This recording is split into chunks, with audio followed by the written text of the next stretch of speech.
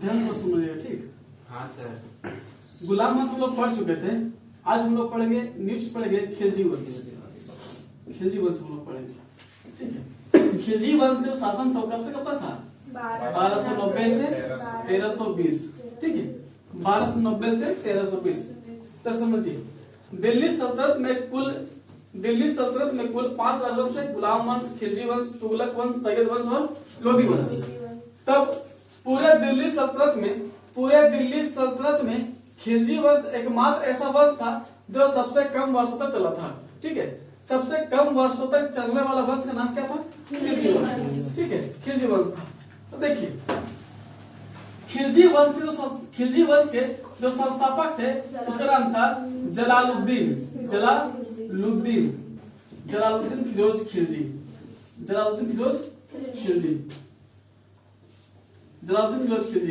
ठीक है। जलालुद्दीन फिरोज खिलजी ने खिलजी वंश का स्थापना किया था। कब किया था? 13 जून 1290 ईस्वी को। जलालुद्दीन फिरोज खिलजी ने 13 जून 1290 ईस्वी को खिलजी वंश का स्थापना किया था। इन्होंने अपना जो राजधानी बनाया था वो बनाया था किलोखरी को। क्या बनाया था वो? किलोखरी। इन्होंने अपना राजधानी किलोखरी को बनाया था। अब समझिए, जलालुद्दीन फिरोज खिलजी दिल्ली सल्तनत का एकमात्र ऐसा सुल्तान था जो सबसे बुजुर्ग था। सबसे ऐसा मानता है कि ये लगभग 70 वर्ष की अवस्था में, ये मानता है कि 70 वर्ष की उम्र में जलालुद्दीन फिरोज खिलजी जो है सो गद्दी पर बैठा था। तब एग्जाम में ये पूछेगा कभी कि दिल्ली सल्तनत के किस सुल्तान ने जो सबसे अधिक उम्र का था? जलालुद्दीन फिरोज खिलजी। जलालुद्दीन फिरोज खिलजी जो है वो 70 वर्ष की अवस्था में वो गद्दी पर बैठा था। ऐसा कहा जाता है कि जलालुद्दीन फिरोज खिलजी एक उदार प्रवृत्ति का शासक था। उदार प्रवृत्ति करने का मतलब हो गया कि जलालुद्दीन फिरोज खिलजी जो है वो उसके व्यवहार जो था बहुत अच्छा था। वो जनता के प्रति जो है काफी कुशल पूर्वक से, काफी अच्छे तरीके से पेश आता था और उनके बातों को बहुत अच्छे से सुनता था। तब एग्जाम में कभी पूछेगा कि दिल्ली सल्तनत का कौन सा सुल्तान था जो उदार प्रवृत्ति का था? जलालुद्दीन फिरोज खिलजी। जलालुद्दीन फिरोज खिलजी जो है वो उदार प्रवृत्ति का किसका इंसान था? देखिए, अब जलालुद्दीन फिरोज खिलजी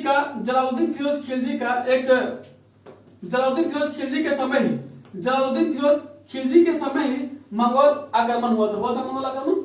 जलालुद्दीन फिरोज खिलजी के समय ही मंगोल आक्रमण हुआ था। मंगोल आक्रमण जो करने वाले जो व्यक्ति थे उनका नाम था हलाकू, ठीक है। हलाकू का पोता था, ये मंगोल था, ठीक है। पोता का नाम अब्दुल्ला। क्या नाम था? अब्दुल्ला। एक का नाम था चंगेज का नाम सुने होंगे, चंगेज खान। चंगेज का नाम सुने होंगे। चंगेज खान का नाती था उल्गू खान। क्या नाम था? उल्गू खान। अब देखो, होता ये है कि जब जलालुद्दीन फिरोज खिलजी के समय में जब मंगोल आक्रमण हुआ था अब्दुल्ला के द्वारा, अब्दुल्ला और उल्गू खान ने लगभग 1.5 लाख सेना के साथ, कितना लाख सेना? 1.5 लाख सेना के साथ, 1.5 लाख सेना के साथ जो है वो पंजाब वाले एरिया में आक्रमण कर देता है। वो अब्दुल्ला और उल्गू खान पूरा 1.5 लाख सेना के साथ आता है और पंजाब वाला एरिया में, प्रांत वाला एरिया में आकर आक्रमण कर देता है। इनके आक्रमण को देख करके जलालुद्दीन फिरोज खिलजी जो है घबरा जाता है कि इतना बड़ा सेना को संभाल पाना काफी मुश्किल था। तब जलालुद्दीन फिरोज खिलजी का एक दामाद बोल सकते हैं या फिर उसका भतीजा बोल सकते हैं। दामाद या भतीजा कौन था? दामाद या भतीजा कौन थे? अलाउद्दीन खिलजी था, ठीक है। जलालुद्दीन फिरोज खिलजी के दामाद बोल सकते हैं या भतीजा बोल सकते हैं। कौन था? अलाउद्दीन खिलजी। अलाउद्दीन खिलजी को जब ये घटना सुनाई पड़ता है तो अलाउद्दीन खिलजी ने अपनी पूरी दलबल सेना के साथ जाता है और पंजाब वाला एरिया में जाता है और अलाउद्दीन खिलजी ने इनके सेना को पूरा नेस्तनाबूद कर देता है, अर्थात हरा देता है इनको, ठीक है। तब ये अब्दुल्ला तो छोड़ के भाग गया था, लेकिन उल्गू खान जो है, उल्गू खान ने अलाउद्दीन खिलजी के पास अपने आप को समर्पण कर दिया और बोला कि उल्गू खान और इनके लगभग 400 सेना, उल्गू खान और इनके लगभग 400 सेना ने क्या किया? अलाउद्दीन खिलजी के पास समर्पण ले लिया और बोला उल्गू खान ने कि हम आपके यहाँ रहेंगे, हम भारत में ही रहेंगे और भारत में रह करके हम इस्लाम धर्म कबूल करते हैं आपका, और हम भारत में ही रहेंगे, आपके पास सेना में ही रहेंगे। इस प्रकार से उल्गू खां और इनकी जो पूरी सेना है वो अलाउद्दीन खिलजी या फिर हम बोल सकते हैं जलालुद्दीन फिरोज खिलजी के समझ नतमस्तक हो जाता है और बोलता है कि आपके यहाँ भारत में ही रहेंगे। तब जलालुद्दीन फिरोज खिलजी ने कहा किया, जलालुद्दीन फिरोज खिलजी ने इससे बहुत प्रभावित हुआ। ठीक है, जलालुद्दीन फिरोज खिलजी ने उल्गू खां से काफी प्रभावित होता है और प्रभावित होकर के जलालुद्दीन फिरोज खिलजी उल्गू खां से प्रभावित होकर के जलालुद्दीन फिरोज खिलजी ने अपनी बेटी का शादी किससे कर दिया? उल्गू खां से। अपनी बेटी की शादी उल्गू खां से कर देता है और इसको जो है दिल्ली प्रांत का एक क्षेत्र दे दिया था। उस प्रांत का क्या नाम था? उस प्रांत का क्या नाम था? मुगलपुर। उस प्रांत का नाम था मुगलपुर। ठीक है, जलालुद्दीन फिरोज खिलजी ने अपनी बेटी का शादी उल्गू खां से कर दिया और इन लोगों को, उल्गू खां तो पहले बाहरी व्यक्ति था, इनको तो अपना जगह तो था नहीं भारत में, तब इनको अपने एरिया दे देता है, दिल्ली का छोटा सा प्रांत है जिसका नाम था मुगलपुर, और इनको एक नया उपाधि दिया जलालुद्दीन फिरोज खिलजी ने, उसको बोल दिया न्यू मुस्लिम। क्या बोल दिया? न्यू मुस्लिम। न्यू मुस्लिम का उपाधि किसको मिला था? उल्गू खां को। किसने दिया था? जलालुद्दीन फिरोज खिलजी। अब देखो जलालुद्दीन फिरोज खिलजी ने देखो अब अलाउद्दीन खिलजी था, अलाउद्दीन खिलजी क्या किया? अलाउद्दीन खिलजी 1292 ईस्वी को, कब? 1292 ईस्वी को अलाउद्दीन खिलजी ने 1292 ईस्वी को अपने ससुर या चचा जलालुद्दीन फिरोज खिलजी से आज्ञा लेता है और बोलता है कि हम जा रहे हैं कहां पर? देवगिरी। कहां जा रहे हैं? देवगिरी। और एक जगह का नाम था बिलासा। क्या नाम था? बिलासा। दो जगह का नाम था, देवगिरी और बिलासा। अब क्या किया? अलाउद्दीन खिलजी ने अपने चचा या ससुर को बोलता है कि हम देवगिरी या बिलासा के अभियान में हम जा रहे हैं। तो तब जलालुद्दीन फिरोज खिलजी ने क्या किया? अलाउद्दीन खिलजी को आगे देता है और अलाउद्दीन खिलजी जो है देवगिरी और बिलासा के अभियान में चला गया। कब? 1292 ईस्वी को। अलाउद्दीन खिलजी ने देवगिरी के अभियान में या फिर बिलासा के अभियान में बहुत सारे धन संपत्ति प्राप्त मिलता है, इसको बहुत सारा धन प्राप्ति मिलता है, मतलब बहुत धन की प्राप्ति होता है, धन लूट के आता है, जिसके कारण इसके अभियान से खुश होकर के जलालुद्दीन फिरोज खिलजी ने क्या किया? जलालुद्दीन फिरोज खिलजी ने इससे काफी प्रसन्न हुआ।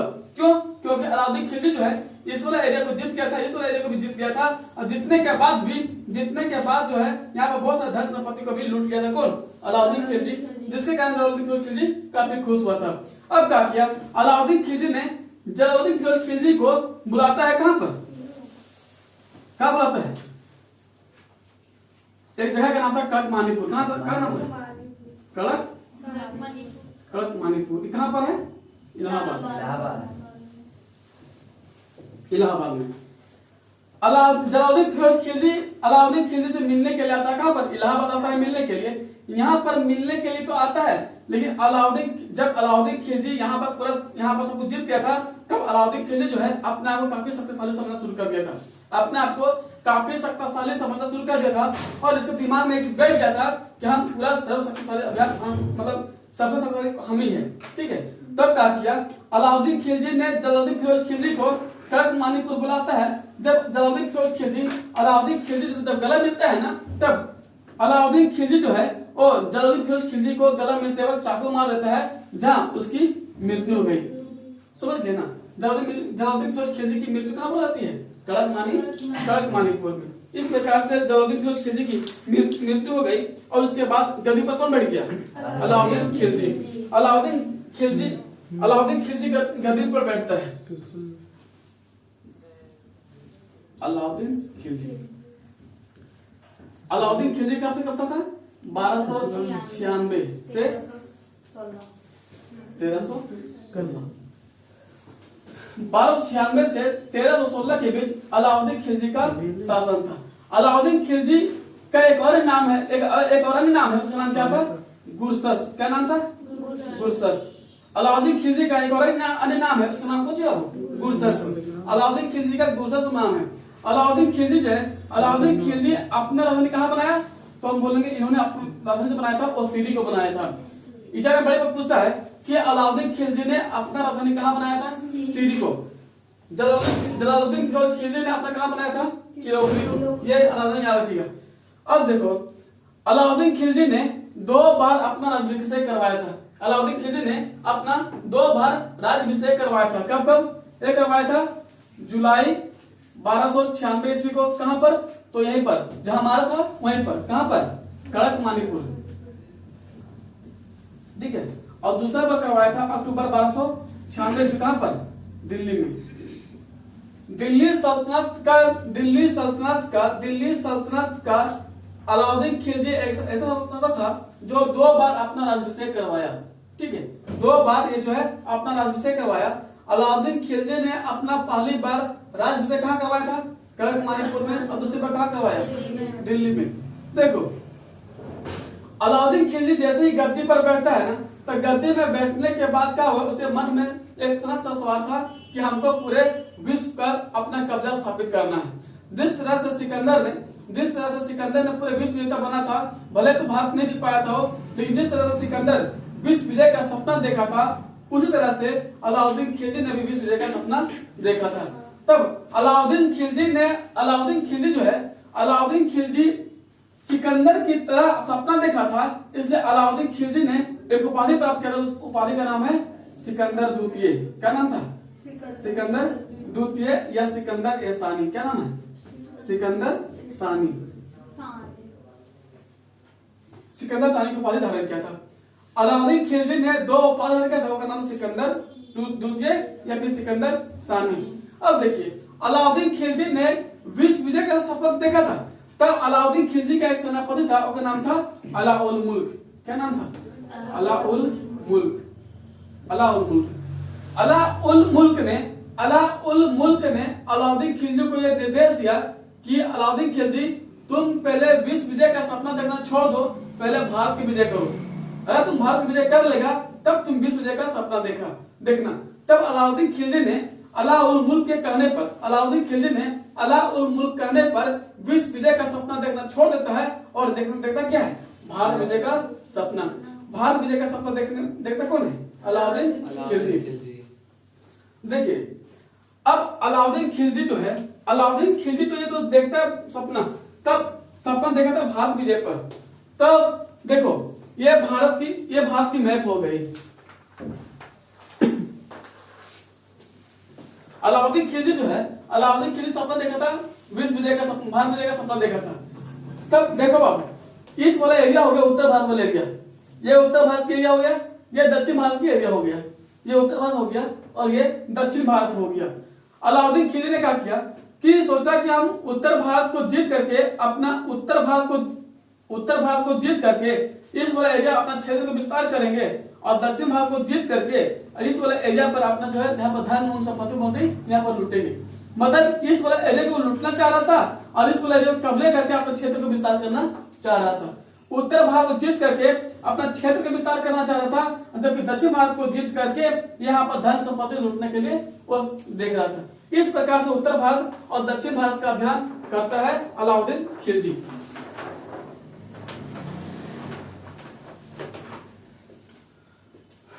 देखिए समझ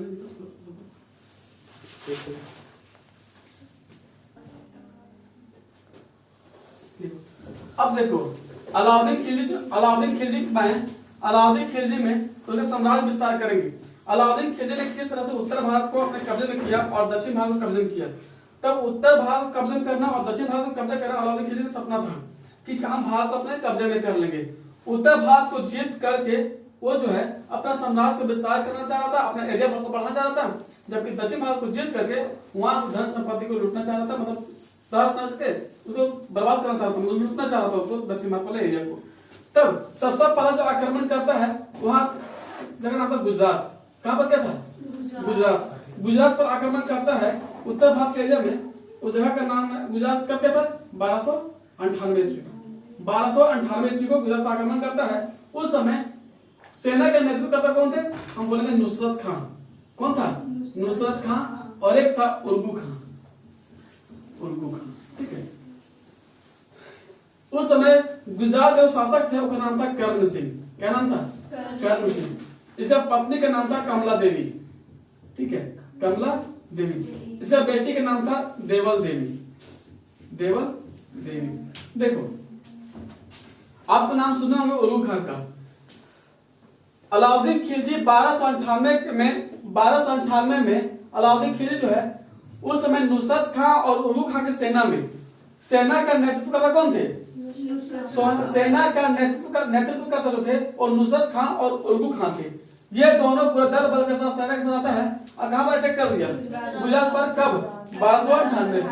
उस समय गुजरात का राजा कौन था? कर्ण सिंह। कर्ण सिंह अपनी सेना के साथ क्या था? कर्ण सिंह अपनी दल बल सेना के साथ नुसरत खां और उलू खां की सेना से भिड़ गया। भिड़ने क्रम में क्या हो गया कि कर्ण सिंह जो है सो हार की कगार में आ गया। हार की कगार में आ जाता है तब ये क्या किया? कर्ण सिंह ने कर्ण सिंह ने अपनी बेटी के साथ कर्ण सिंह और अपना बेटी को देवल देवी के साथ भाग कहां चला गया? देवगिरी। ठीक है, देवगिरी चला गया। देवगिरी को हम लोग बोलते हैं वर्तमान समय गुजरात वाला एरिया को क्या बोलते हैं? गुजरात वाला एरिया को। मतलब गुजरात में ही था देवगिरी था, तो कहां चला गया था? देवगिरी चला गया था। तब कर्ण सिंह और उसकी बेटी जो भाग कहां चला गया? देवगिरी। अब बच गई कौन? कमला देवी। अब क्या किया? नुसरत खां और उलू खां ने क्या किया? कमला देवी को अपने कब्जे में ले लिया और पूरे गुजरात के क्षेत्र को अपने कब्जे में कर लेता है। वहां के धन संपत्ति को पूरा लूट लिया कौन? अलाउद्दीन खिलजी और उसकी पूरी सेना। नुसरत खां उलू खां ने कमला देवी को ले जाता है। ले जाने के क्रम में क्या किया? अलाउद्दीन खिलजी ने कमला देवी से शादी कर लिया। कमला देवी से शादी कर लेता है। कमला देवी शादी कर लिया।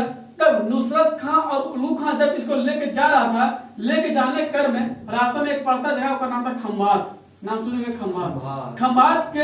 खंभात के राजा के दरबार में एक दरबारी काम करता था। उसके पास उसका नाम था मलिक काफूर। नाम सुनेंगे मलिक काफूर का? मलिक काफूर। ये हिजड़ा था। ठीक है, ये हिजड़ा था। अब क्या किया?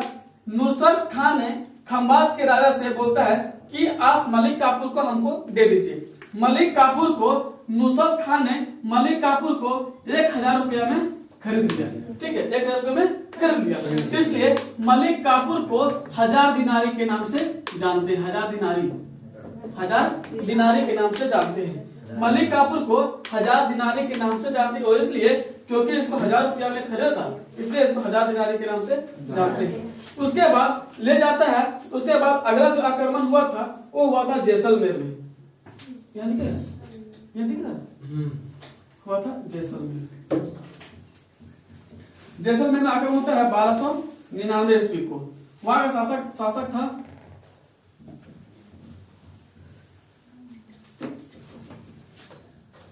दूदा। ठीक है, उसके बाद अगला आक्रमण करता है रणथंबोर। सब भारत में है, सब देख लीजिएगा। रणथंबोर है। ठीक है, रणथंबोर के शासक का नाम था हमीर देव। रणथंबोर के शासक का नाम था हमीर देव। रणथंबोर के शासक हमीर देव रणथंबोर में जब 1301 ईस्वी में आक्रमण करता है अलाउद्दीन खिलजी पूरी सेना ने, तब हमीर तो लड़ते वक्त पराजित हो गया था। लेकिन इसकी पूरी सेना, इसके दरबार में जो महिलाएं काम करती थी या फिर इसकी पत्नियां सब अपने आप को जोहार कर दी। मतलब अपने आप को आग में अपने आप को डाल जो से मतलब मर गई आग में डाल जोहार कर दी। उसके बाद अगला आक्रमण करता है आपका चित्तौड़ पर आक्रमण करता है। चित्तौड़ मतलब कहां पर है? मेवाड़। ठीक है, चित्तौड़ का शासक था, उसका नाम था राजा रावल रतन सिंह। राजा रावल रतन सिंह। इसकी पत्नी के नाम था पद्मावती।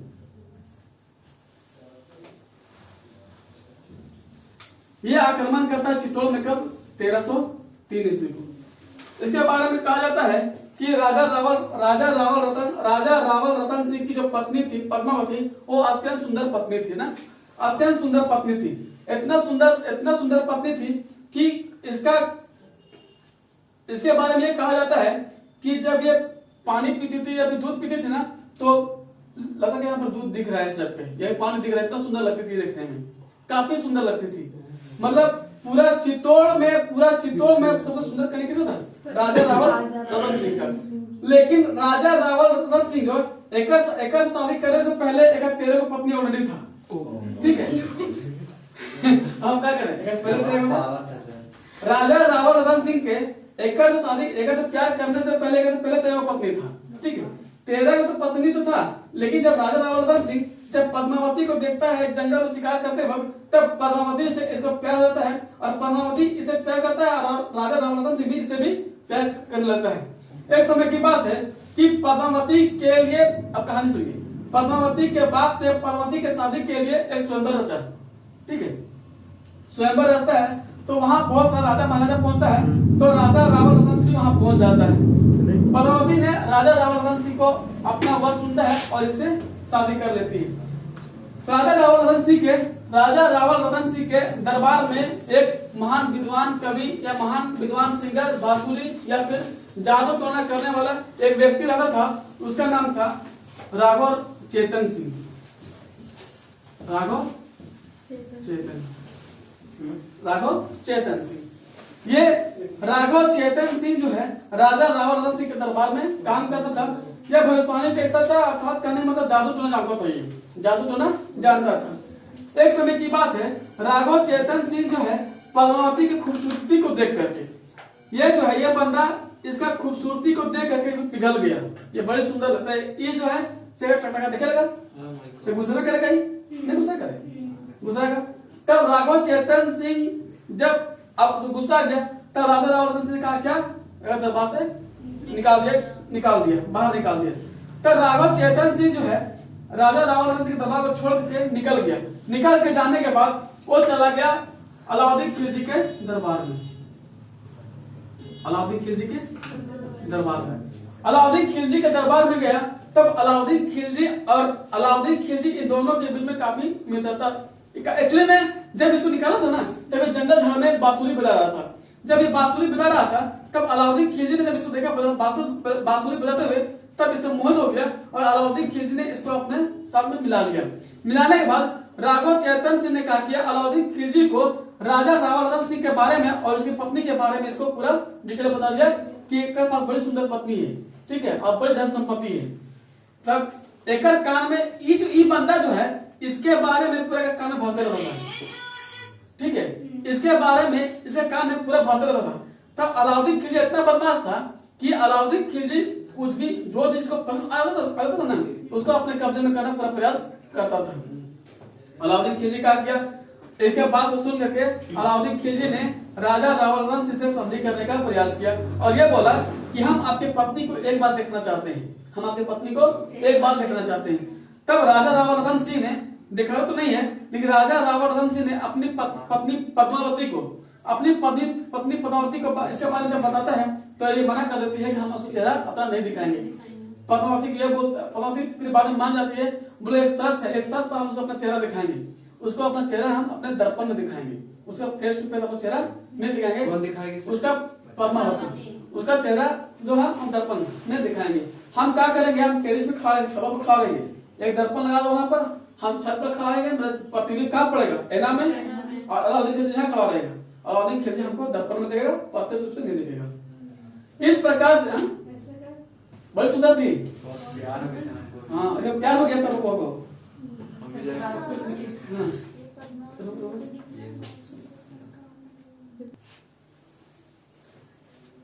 देखो अलाउद्दीन अब क्या की, पद्मावती ने इसको अपना चेहरा दिखाने के लिए राजा रावल रतन सिंह ने अपना प्रतिबिंब देखा लगा दिया और वो टेरिस में खड़ा हो गई और अपना चेहरा वो कहां पर लगाया और दर्पण में देखा है।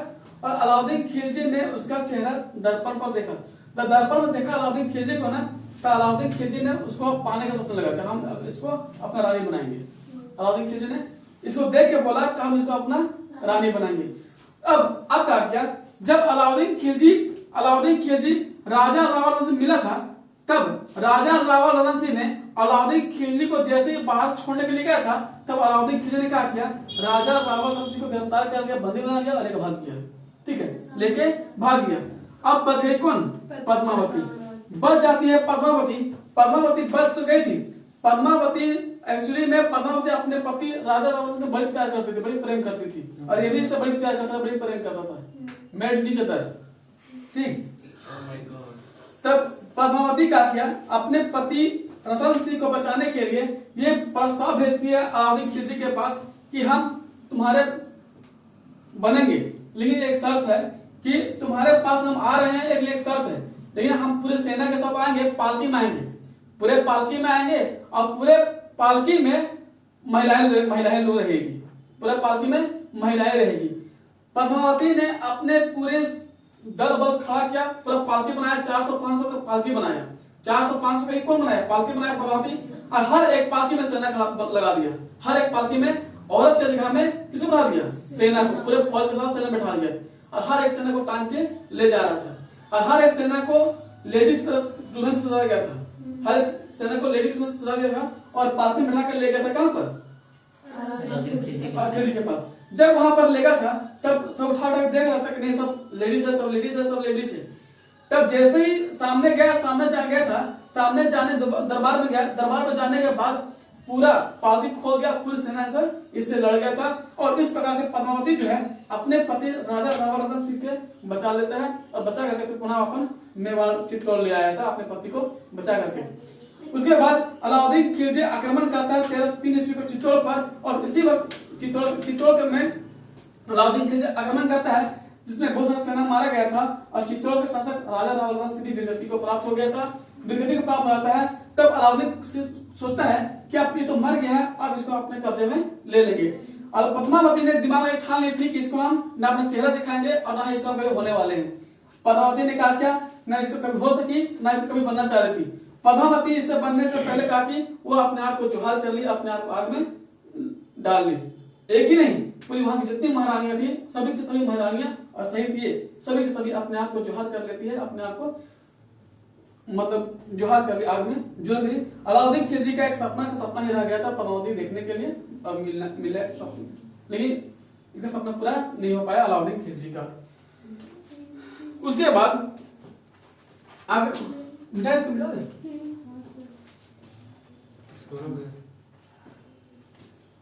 मिटा इसको। देखो अलाउद्दीन खिलजी ने उत्तर भारत पर आक्रमण कर चुका था, वो अपने एरिया को बढ़ाने के लिए। अब दक्षिण भारत पर आक्रमण करता है अलाउद्दीन खिलजी का। देखो दक्षिण भारत, देखो अलाउद्दीन खिलजी उत्तर भारत पर आक्रमण किया था ना, उसका सेना का नेतृत्व करता कौन थे? नुसरत खान और उलुग खान। एग्जाम में जब पूछेगा कि दक्षिण भारत के आक्रमण जब अलाउद्दीन खिलजी किया था, उसका सेना का नेतृत्व करता कौन थे? नुसरत खान और उलुग खान।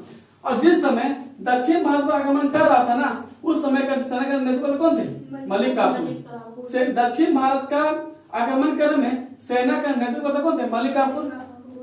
उसके बाद देखो देवगिरी पर हमला करता है, तेलंगाना पर आक्रमण करता है, तमिलनाडु पर आक्रमण करता है, होलसेल पर आक्रमण करता है।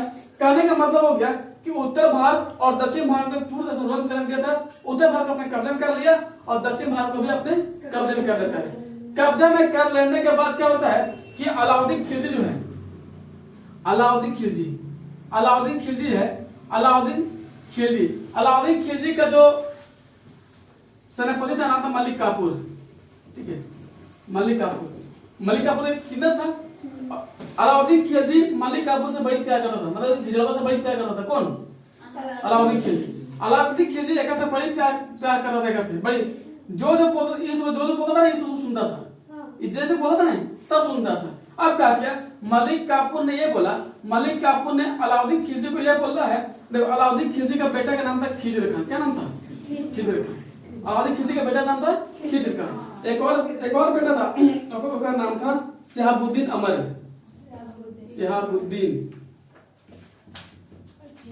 शहाबुद्दीन अमर। ठीक है। एक और नाम था कुतुबुद्दीन मुबारक खिलजी।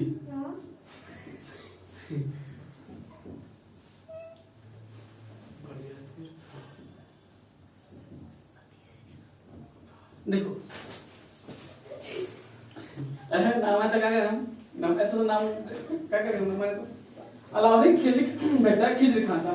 मलिक काफूर ने अलाउद्दीन खिलजी ने क्या किया? अलाउद्दीन खिलजी ने सोचा कि अगला जो शासक है हम खिजर खान को बनाएंगे, लेकिन मलिक काफूर ने यह बोला ना ना इतना बना शहाबुद्दीन अमर को बनाओ। तब मलिक काफूर के कहने पर अलाउद्दीन खिलजी ने मलिक काफूर के कहने पर किसको बना दिया था? शहाबुद्दीन अमर को। जब शहाबुद्दीन अमर जब शासक बनता है, तब शासक बनता है ना, तो गुस्सा किसको आ गया? कुतुबुद्दीन मुबारक खिलजी को। जब इसको गुस्सा आया तब क्या किया?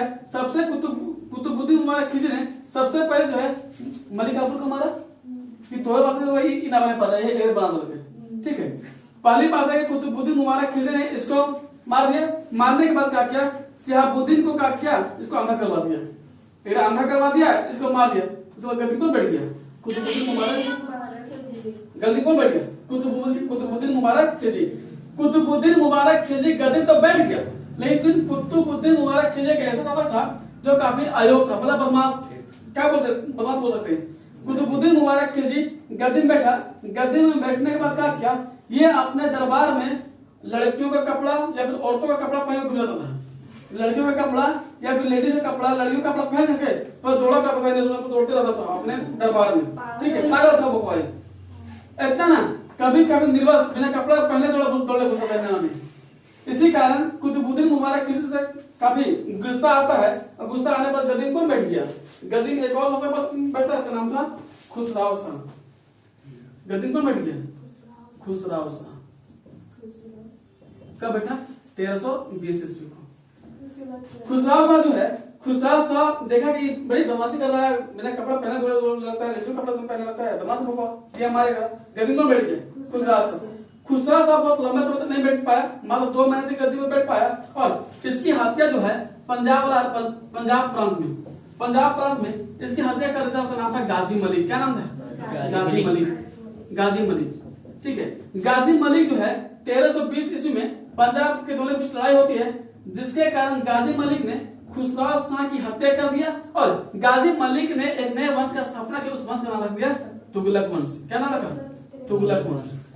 गाजी मलिक को ही क्या नाम बोलते हैं बाबू, गाजी मलिक को ही अन्य नाम है, इसका नाम है गयासुद्दीन तुगलक। गाजी मलिक ही एक अन्य नाम है, इसका नाम है गयासुद्दीन तुगलक। गाजी मलिक ने नए वंश की स्थापना की। उस वंश का नाम था तुगलक। यह पूरी तरह कहानी था, लेकिन अलाउद्दीन खिलजी का प्रशासनिक सुधार हम नहीं बता पाए आपको, राजपूत सिद्धांत नहीं बता पाए आपको। उसके बाद आपको राजत्व का सिद्धांत नहीं पता, मतलब प्रशासनिक सुधार हम नहीं बता पाए आपको। ये आपको कल के क्लास में आपको बता देंगे, अगला क्लास में बता देंगे। ये पूरी तरह कहानी था, और जो महत्वपूर्ण चीजें प्रशासनिक सुधार तो वो नहीं बता पाए हैं, और सैन्य विभाग था वो नहीं समझ बता पाए आपको। बहुत बहुत धन्यवाद, थैंक यू। वीडियो को लाइक शेयर सब्सक्राइब कीजिएगा और आगे बढ़ाइएगा, और लाइक जरूर कीजिएगा। बहुत बहुत धन्यवाद।